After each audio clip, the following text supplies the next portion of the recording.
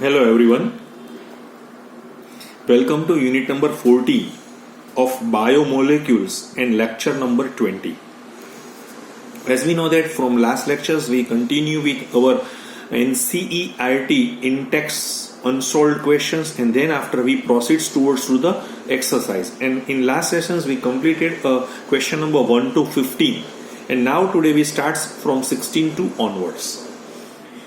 So the question is asked like that: how do you explain the amphoteric behavior of amino acids? So we know that amino acids contains, right, both acidic group means carboxyl group and basic group means NH2 groups within the same molecule. But in aqueous solutions they neutralize each other. So the carboxyl group lose a proton, while the amino acid group they accept it. So as a result, dipolar or Zwitter ion is formed, which is given in your particular structure in your book. Okay. So in Zwitter ion, we know that the alpha amino acids in Zwitter ion form alpha amino acids shows the amphoteric behavior because as they react with both acid and bases. Likewise, for example, in acidic media, right? So COO ions of the Zwitter ion accept a proton, okay, and to form a cation, so they form a cation or positive ion. Same way in basic medium, your NH3 plus ion lose a proton and to form a anion. यहाँ पे जो discussion है मैं थोड़ा उसको detail में भी discussion यहाँ पे आपके साथ कर रहा हूँ ताकि आपको समझ में आ जाए. यहाँ पे दिया गया है what are enzymes. So we know that enzymes are biological catalyst, and each biological system requires a different enzyme. क्योंकि हर एक biological system के लिए अलग अलग मुझे उसकी enzymes की जरूरत पड़ती है. So compared to the conventional catalysis, enzymes are very specific and efficient in their actions. So they require only small quantity. And we know that they work at an optimum temperature like about 310 Kelvin, and pH is near about 7.4 under 1 atmospheric pressure. And chemically we know that all enzymes are globular proteins. Clear? So this is all about the enzymes. Now, what is the effect of denaturation on the structure of proteins? यहाँ पे कुछ इस तरह से पूछा गया है. So मुझे मालूम, अब हम सभी को मालूम है कि during the denaturation secondary and tertiary structures of proteins are destroyed, but primary structures remains intact. आपको समझ में आ गया है? सेकेंडरी स्ट्रक्चर और टर्शरी स्ट्रक्चर है वो है डिस्ट्रॉय हो रहा है, प्राइमरी स्ट्रक्चर को कुछ भी उसमें कोई दिक्कत होती नहीं है. नेक्स्ट है how are vitamins classified. Name the vitamin responsible for the coagulation of blood. तो हमें मालूम है कि vitamins are classified into two groups depending upon their solubility in water or fat. So first is the water soluble vitamins. So they includes vitamin B complex, like, right, and vitamin C. And fat soluble vitamins, they include vitamins A, D, E, and K. Okay, and the next and the sub question is name the vitamin. Is a vitamin K is responsible for the coagulation of the blood, or it's a clotting of blood. Next, why are vitamin A and vitamin C essential to us? Give their important sources. So we know that the vitamin A is essential to us because its deficiency causes xerophthalmia. In other meaning, it's a hardening of cornea of eyes and night blindness. Okay, and the sources of the vitamin A are fish liver, right? Fish liver oil, then carrots, butter, and milk. Okay, and the vitamin C is essential to us because its deficiency causes scurvy, means it's a bleeding of gums, and further it's also definitely cause a pyorrhea. In this case of pyorrhea, the loosening and bleeding of teeth that we have to observe. And vitamin C's sources are citrus fruits like amla, and then green leafy vegetables. Okay, so this is all about the question number 20.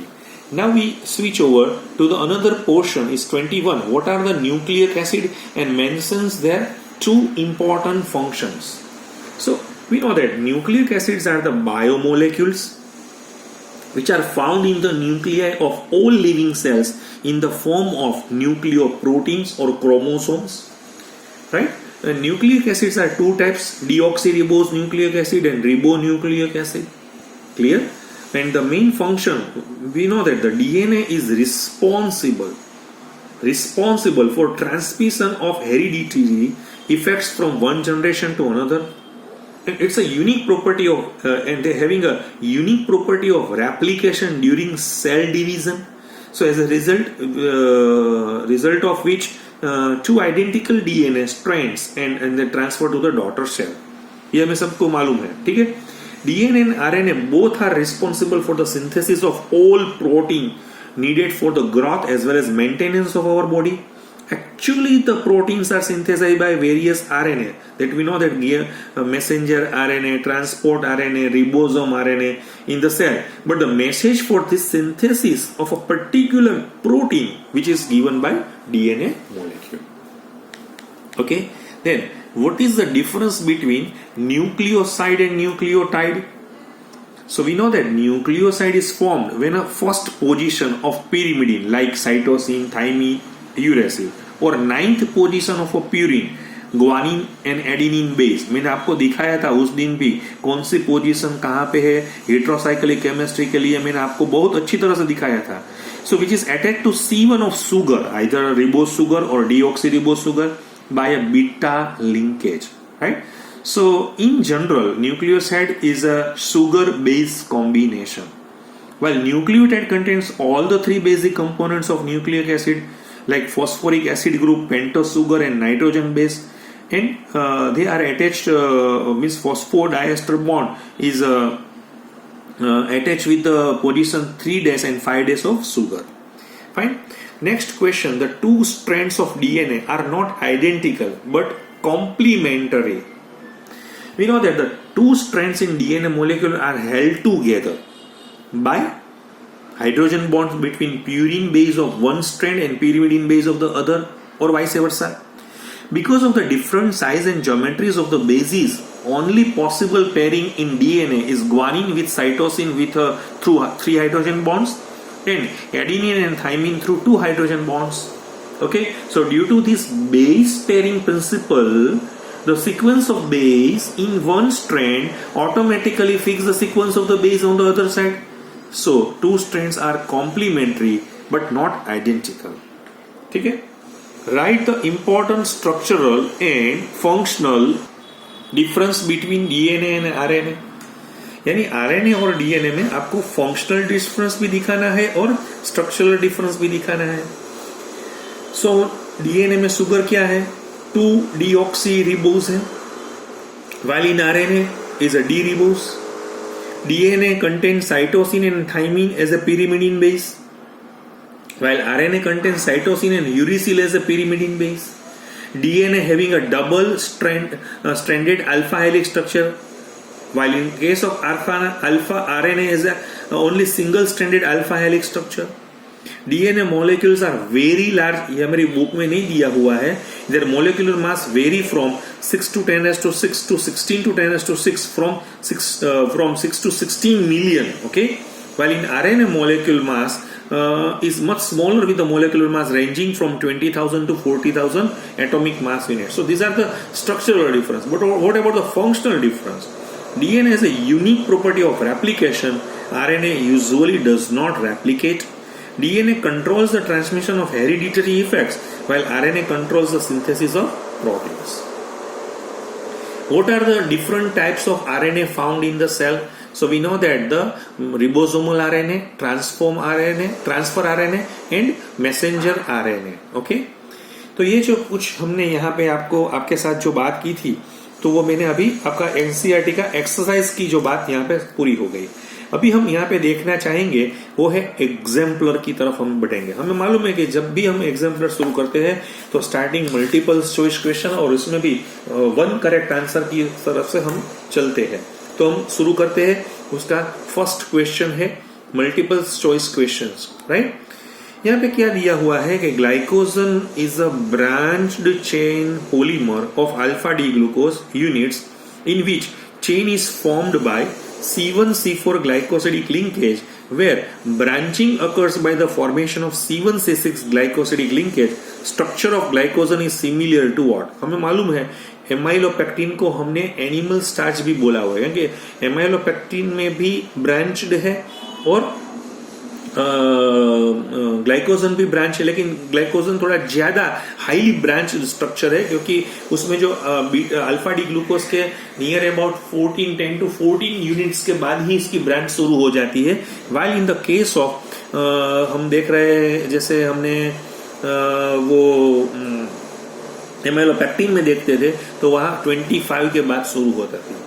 Which of the following polymer is stored in liver of animals? तो हमें मालूम है glycogen ही होगा क्योंकि glycogen है तो वही store हो रहा है क्योंकि वो ब्रेन में भी स्टोर हो रहा है, मसल्स में भी स्टोर हो रहा है।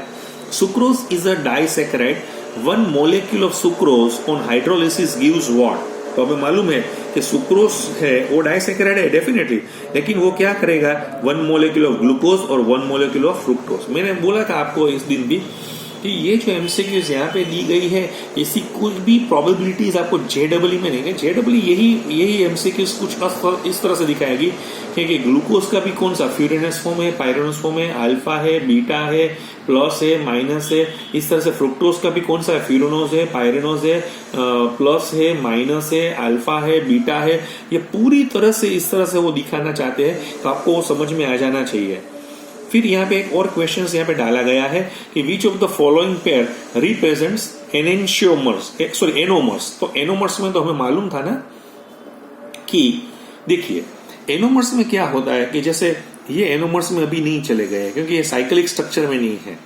देखिए ये भी एनोमर्स में नहीं है, ठीक है। ये देखिए एनोमर्स में क्या होता है कि आपके पास जो ये कार्बन है तो सिर्फ फर्स्ट नंबर की पोजीशन ही डिफरेंट होती है, सेकंड नंबर की डिफरेंट नहीं हो पाती है, ठीक है। समझ में आ रहा है आपको? ओनली फर्स्ट पोजीशन ही हमें यहाँ पे देखनी होती है, अलग अलग और कुछ भी नहीं मुझे देखना होता है यहाँ पे। तो मैं जो अभी आपको मल्टीपल चॉइस क्वेश्चंस के बारे में आपके साथ बात करूंगा।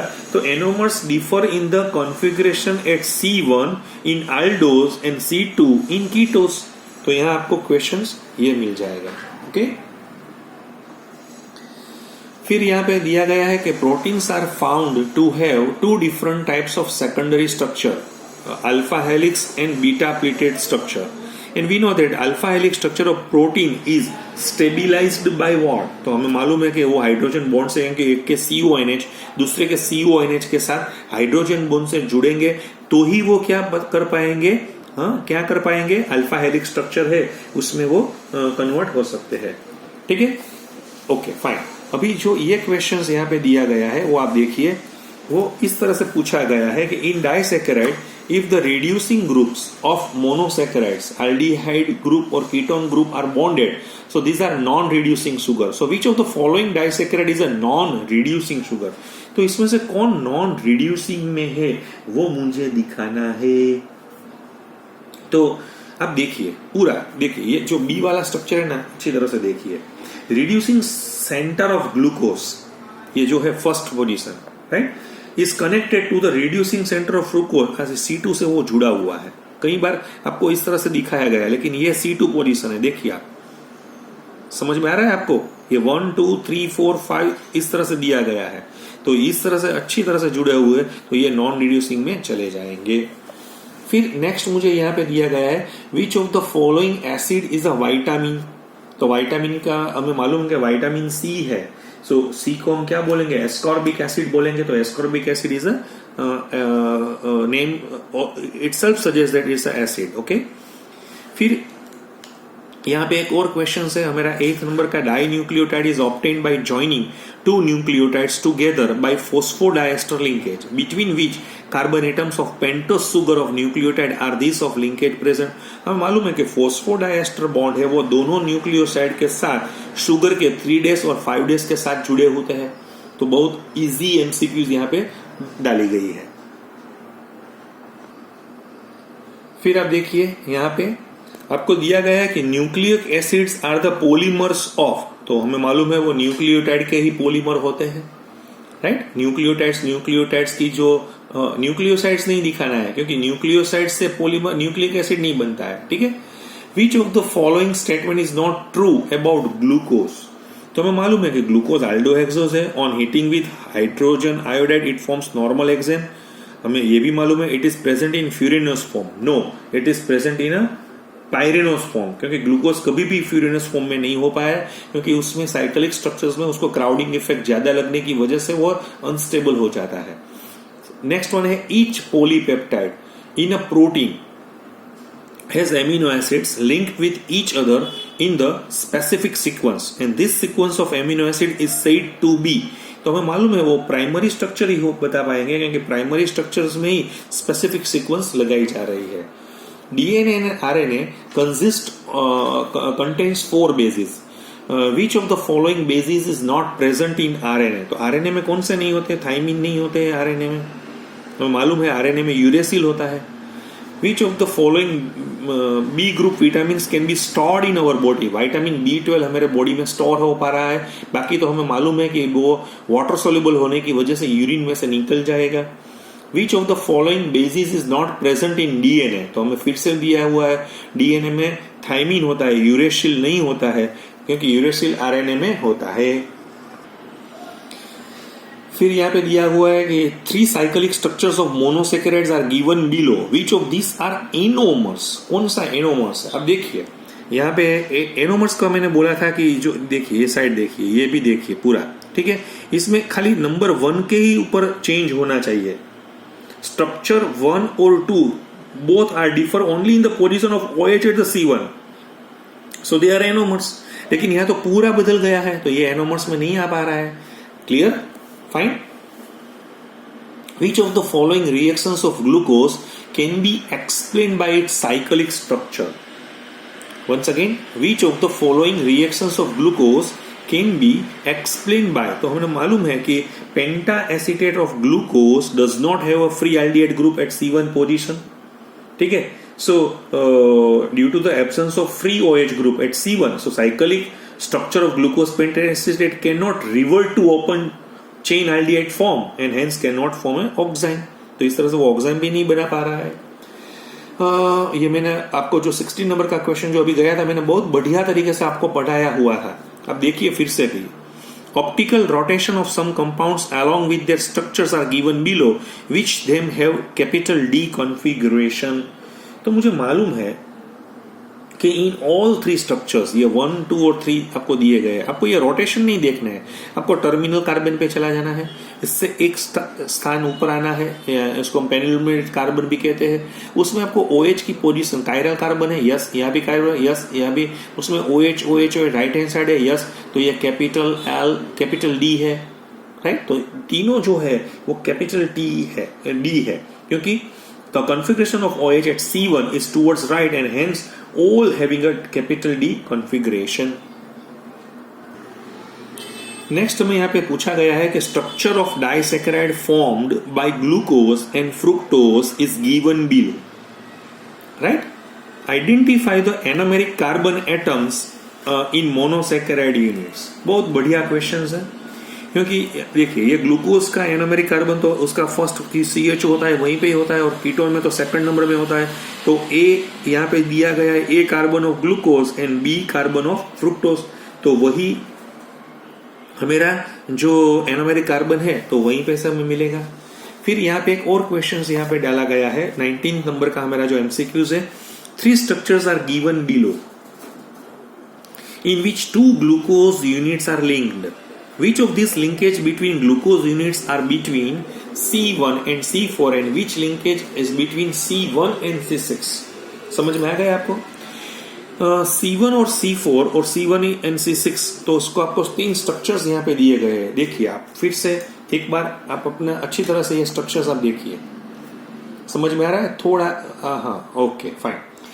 तो हमें मालूम है जो फर्स्ट वन स्ट्रक्चर है, सेकंड वन है और थर्ड वन स्ट्रक्चर है, तो capital A and C are between C1 and C4 and B is between C1 and C6।